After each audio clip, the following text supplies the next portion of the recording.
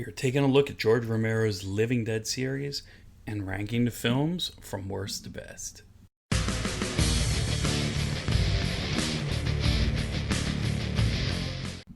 Hey, welcome to next Fear Shop video. We're taking a look at George Romero's Living Dead series and ranking the films from worst to best. The series includes classics like Night of the Living Dead, Dawn of the Dead, Day of the Dead, and even more. So we're going to be talking about all that today. Before we get into it, make sure you're smashing that like button for me. Definitely want to know the types of videos you guys want to see more of. One way is to smash that like button. Another way is to leave your comments in there. So make sure you're doing that. Make sure you're subscribing to the video, to the channel as well, I should say, and set up notifications so you know when the next video drops. Also, watch until the end of the video for the topic of the day so we can have a little bit more discussion on these dead films. Alright, for this video, I'm going to stay away from unauthorized sequels and remakes, so you're not going to hear about Day of the Dead from 2008 or Night of the Living Dead from 2006, but we will talk about Night of the Living Dead from 1990 and Dawn of the Dead from 2004, because they were authorized. To be honest, most of the unauthorized films were trash. So, kind of probably pretty good because we'd have those top two worst ones to pick out right away. But I can't emphasize enough how much George Romero means to horror. Without Romero, zombies would never have received the multiple resurgences that we've seen over the past decades. We would not have films like Shaun of the Dead. We would not have ever seen films like Wreck or Pontypool or a bunch of really other good zombie/infected films, whatever you want to go with there. I'll say it over and over. Good zombie movies focus on the people, not the zombies. Zombie movies that focus on zombies and the gore just don't hold up. There's a million zombie movies out there, most of which are not very good. I used to hate to hear podcasters sit there ranking how the zombie movies looked and how much gore the movie had. What did the makeup look like? You know, to me, that means a little something because I'm watching a film, but I don't rewatch films for that. I don't rewatch films because of the good makeup or, because of the good zombie action or something like that. What I watch is, films that have stories, films that have depth, So I like to have a little more depth with my media. Not, believe me, I'm not all highbrow or anything. But in Romero films, it's all about the characters. And they just happen to be in a world overrun by zombies. Zombies are secondary to the plot of the films. The Dead films are more like a drama movie with a backdrop of zombies. That's kind of what makes them work. Of course, that does not mean that some of the films in the series do not work better than others. Let's take a look to see how I ranked the Living Dead films in order from worst to best. Number 9, Survival of the Dead from 2009. This was the last film to be directed by Romero before his death in 2017. There were actually supposed to be 2 more sequels to Survival that Romero wanted to direct, and he wanted to film them both back to back. One even had a title of Road to the Dead and had a director picked. While Survival of the Dead is not a horrible movie, this is an easy call to make as being the worst. Romero's directing was uninspired. The film brought little to the table that had not already been explored in other series. Again, not a horrible movie, but I actually like all the films in the series, contrary to popular opinion. So, one has to be ranked worst, and for this one, it's going to be Survival. Number 7 is Diary of the Dead from 2007. I'll admit, when I went through this list, this one kind of surprised me a little bit because I really liked the movie. So Romero goes down the handheld camera route, well, sort of. Right, while that was a vibe of the style, he used a 360-degree camera for shots, and it was described that the actors had to be acrobats jumping over cameras and moving around them during filming. Overall, Diary of the Dead was a little different and still interesting, although most of the characters are not very memorable. George Romero actually won a Critics Award in 2008 for Diary of the Dead. This one, I think it's more of just how not memorable it was for me. It is a good movie. Sorry, I'll go and watch it And then a couple months later, I'd be like, yeah, I barely don't remember anything from that movie. So that one is why it's there. All right, now we start to get to the meat of the list, I think. Number 6, this one kind of surprised me a little bit that I ended up having it higher than I did. I thought for sure this was going to actually end up being the worst in the series for me.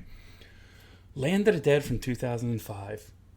Some years after the events of Day of the Dead, the remnants of human civilization have reorganized enough to establish outposts across the U.S. One such outpost is the city of Pittsburgh, Pennsylvania. So it contains a feudal-like government. It's bordered on 2 sides by rivers and on the third by an electric fence guarded by a militia. The city has become a sanctuary where which its citizens live in relative security. What could go wrong, right? Land of the Dead was released 20 years after Day of the Dead and had a good concept. John Leguizamo was awesome in this film, as well as Dennis Hopper. The film plays out nicely, and as the zombies evolve and learn, they become very different. I did not like this movie when it first came out. I guess it was like I was trying to compare it to Dawn and Day, but the reality is this is a film that I will rewatch. I just think it has a really cool concept. Again, it's not the ugliness of the zombies, it's the ugliness of man. Number 5, Night of the Living Dead from 1990. Directed by Tom Savini, former special makeup effects artist who worked on Dawn of the Dead, Day of the Dead, and while George Romero rewrote the screenplay. So the plot of the film follows closely to the 1960 original, where Barbara, Ben, the Cooper family, Tom Landry and his girlfriend Judy Rose Larson, trapped in a rural farmhouse in Pennsylvania, trying to survive the night while the house is being attacked by these mysteriously reanimated ghouls, otherwise known as zombies. This film was a good one. It lacked the charm of the original. Most people absolutely love this film way more than the original Night of the Living Dead. It's a head scratcher for me, I guess. The original Night of the Living Dead was before my time, although I did watch it, when I was really young. But it's just something about that film. Just even the opening in the cemetery and the Barbara and all that. It's such a good movie. A lot of people just hate it because it's just a little more boring than they would like. But, Tony Todd was great as Ben. And like I said, a lot of people really enjoy the remake more than the original. Just not me, though. Number 4 is Night of the Living Dead from 1968. Now, just talked about the remake. I'll say I like the original just a little more. It's most likely due to having watched it at such a young age. I was more impressionable then. By the time the remake came out, I was like, cool, but I already seen this, right? Just not in color, right? The opening graveyard scene is amazing. The film is so quotable. The characters are great. Barbara's weak and annoying, but that's the character she's trying to play. Dwayne Jones as Ben was awesome. Absolutely awesome. Now, I did a deep dive on this movie, the original Night of the Living Dead, and I dig into what a tortured soul he was in real life. Just imagine what he was going through as a black man during this time, right? And just the way that he portrayed that role. The film as a whole, I don't even know really what to say, just how legendary and groundbreaking the film was.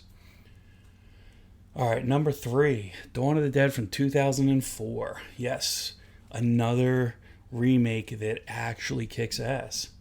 This film, directed by Zack Snyder, easy for me to say, and written by James Gunn, this remake another example how not all remakes are bad. People tend to forget that one of my favorite films of all time, The Thing, was also a remake of sorts. People love to hate on all remakes, but some of them are really good. Some of them better than the originals. Not this one, no. Hell of a movie, just not better than the original. It's such a good movie. The original Dawn of the Dead is so near and dear to my heart, though. The remake features great characters and memorable scenes. The shop owner across the street and how he changes throughout the movie. The baby birthing. The reaction of the father during that scene. This film could very well leave you scarred. This was ridiculously well done, and I remember how upset people were that they were remaking this film. guess what? It worked out well. They even featured running zombies instead of the slow-moving zombies. And once I think people started watching the film, there was originally a little bit of backlash. It was like, no, it's just not right, man. But over time, the consensus is, yeah, it's a hell of a movie. All right, number 2, Day of the Dead from 1985. To me, masterpiece of cinema. You say Bub, and maybe after people think of Wolverine, they'll think of Day of the Dead. So Romero originally intended the film to be the Gone of the Wind of zombie films, right? Following some budget disputes and the artistic need to release the film unrated, the budget of the film was cut in half, dropped from $7 million to $3.5 million. This forced Romero to scale back his story. He rewrote the script. He adjusted the original vision to fit the smaller budget. The first draft was over 200 pages, which he later condensed to 122 pages. Joseph Pilato was cast as Rhodes, the film's antagonist, and he is perfect in this role. You'll learn to hate him quickly. You see what the team is doing, you try to learn from the zombies, and you see that not everyone agrees. You're introduced to Bub. He's just a little different than the other zombies. The gore in this film is amazing, and it's just, to me, a perfect follow-up to Dawn of the Dead. And number 1 is the original Dawn of the Dead from 1978. One of the best films of all time, not just in horror, but of all time. Just think about how amazing the first 3 films in this series are. How do you expand from being stuck in a farmhouse with limited resources? Take over a mall with nearly unlimited resources. What could possibly go wrong?